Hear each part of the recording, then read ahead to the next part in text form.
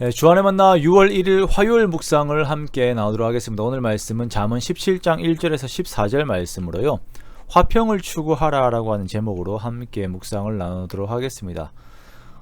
벌써 이제 6월입니다. 그죠? 여름인데요. 6월이면 시간이 참 빨리 가는 것 같습니다. 그래도 이제 또 여름이면 우리가 이제 삶의 어떤 생동력이 있잖아요. 모든 생물들이 삶의 생명력을 막 이렇게 드러내는 계절이 여름인데요. 우리의 영적인 생명력도 더욱더 드러나는 그것이 이제 더욱더 활력을 되찾는 그러한 일들이 저 여러분에 가득하시기를 주님의 이름으로 축원합니다. 전쟁 영화를 보면 어제부터 계속 전쟁 이야기가 나오고 있습니다. 전쟁 영화를 보면 설치된 이제 폭탄의 뇌관을 제거하는 장면들이 많이 나오죠. 그 제거하는 과정들을 보여줄 때는 상당히 이제 우리로 하여금 긴장을 하게 하고, 음악도 그렇고 막 숫자들도 0을 향하여 더욱 박진감 있게 이렇게 숫자가 낮아지면서 가슴을 졸여지게 이렇게 만듭니다. 왜 그렇습니까? 이제 이것이 터지면 안 되거든요. 그러면 삶의 안정이 다 깨어져 버리거든요. 가지고 있던 것을 잃게 되고 나의 목숨도 잃게 되거든요. 그래서 그 장면을 보는 사람들은 그 뇌관이 잘 제거되기를 숨을 죽이며 이제 마음속으로 응원합니다. 그러다가 뇌관이 제거가 되어서 폭탄이 터지지 않게 되면, 숫자가 딱 멈추면 이제 안도의 숨을 내쉽니다. 이제 안전하다는 그 의미 때문입니다. 사람은 일반적으로 안정을 추구합니다. 그래서 물이 높은 곳에서 낮은 곳으로 흐르는 것을 보면서 마음의 평안을 느낍니다. 심장의 박동을 따라서 강약의 리듬에서 안정감을 느끼고요. 낮은 음에서 높은 음의 방향으로 선율이 이동되는 것에서 안정감을 느낍니다. 이렇게 안정이라고 하는 것은 사람에게 주어진 귀중한 가치입니다. 그러나 이 귀한 가치의 자리를 차지하려는 다른 가치들이 있어요. 오늘 본문의 1절에서 보면은 제육이 가득한 집입니다. 이제 맛있는 먹거리가 가득한 집이죠. 온갖 좋은 고기가 가득해도 그 속에 평안이 없다면 그 집은 온전한 역할을 하지 못하는 것입니다. 차라리 마른 떡 한 조각만 있고도 화목하는 것이 나아요. 마른 떡 드셔본 적이 있으십니까? 가끔 저도 주일에 남은 떡을 이제 그냥 먹는 경우가 있는데요. 그거 힘듭니다, 먹기.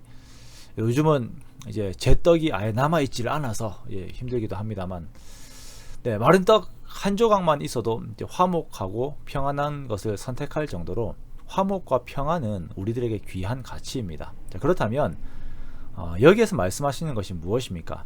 그냥 가난하고 화목하게 살라는 의미입니까? 아닙니다.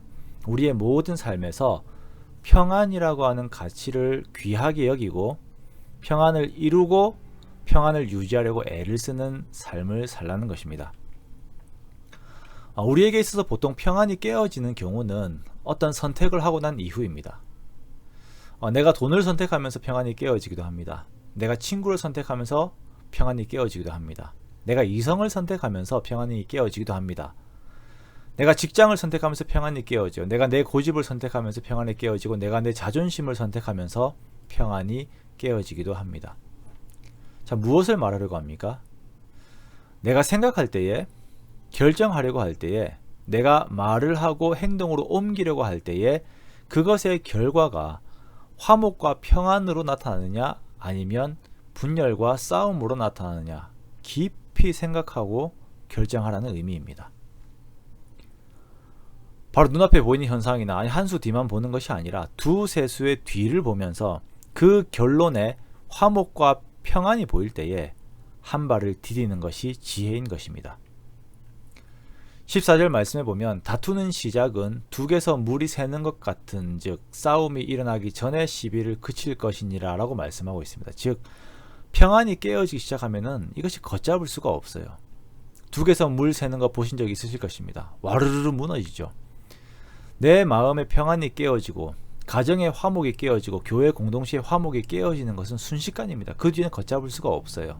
그러므로 그러한 조짐이 보일 때 빨리 뇌관을 없애야 합니다. 화목이 깨어지기 전에 사람을 달래고 용서를 구하고 더 큰 너그러운 마음으로 감정을 조절해야 합니다. 그렇게 평안을 유지하는 것이 지혜입니다.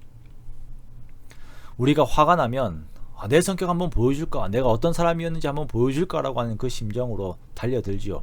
그런데 이 말은 다시 말하면 나의 죄악된 옛사람이 어떠했는지 한번 보여줄까라고 하는 것과 똑같은 것으로요, 성경적으로는 예수님을 다시 십자가에 못 박는 행위와 똑같은 의미입니다.